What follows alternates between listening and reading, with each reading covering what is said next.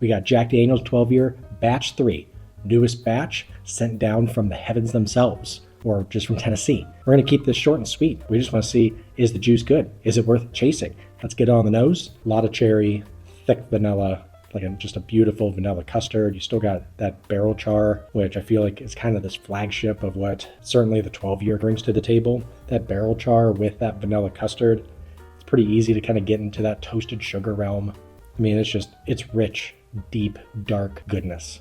A little molasses in there, dark brown sugar, like this really great baking spice. If there was a fruit, you got that cherry, maybe like a Luxardo cherry or even like a raisin to it.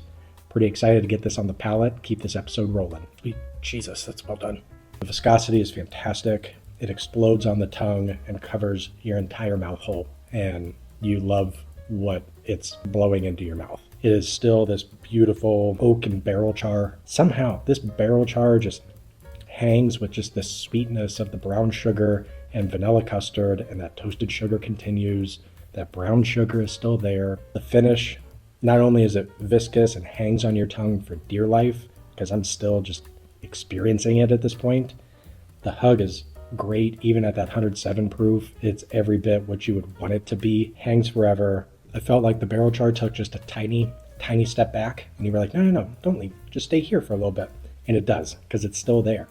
But there was a little more sweetness that started to come out, maybe like a cherry cola. When you're talking about balanced pours, this would be exhibit A, if you will. There's this really nice leather that has started to kind of nudge barrel char off of the forefront. And you're like, hey, we like you both. Just stay here. But that leather, barrel char, like a toffee. It's like just a rich, almost overcooked caramel. It brings you through this massive flavor wheel of everything that you would say, I want to taste that. I want to taste that. Grass? I think I'll pass. I think batch 3 may be better. I think what batch 3 is bringing to the table has that complexity between that leather and smokiness and oak kind of coming through, but it is layered with this really nice brown sugar. I think I enjoy it more than batch 1. That's alarming, because I loved batch 1. I do love batch 1. But putting it side by side, it brings out a lot more earthiness, leather and tobacco. We got to get into grading. What are we actually looking at here?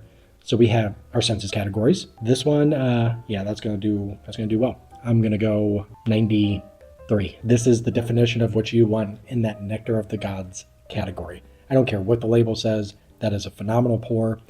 I think it's a touch below what Russell's 15 was. I think the proof kind of helped Russell's 15. When you're talking about a category named Nectar of the Gods, this is exactly what I would want in the glass. Happy hunting.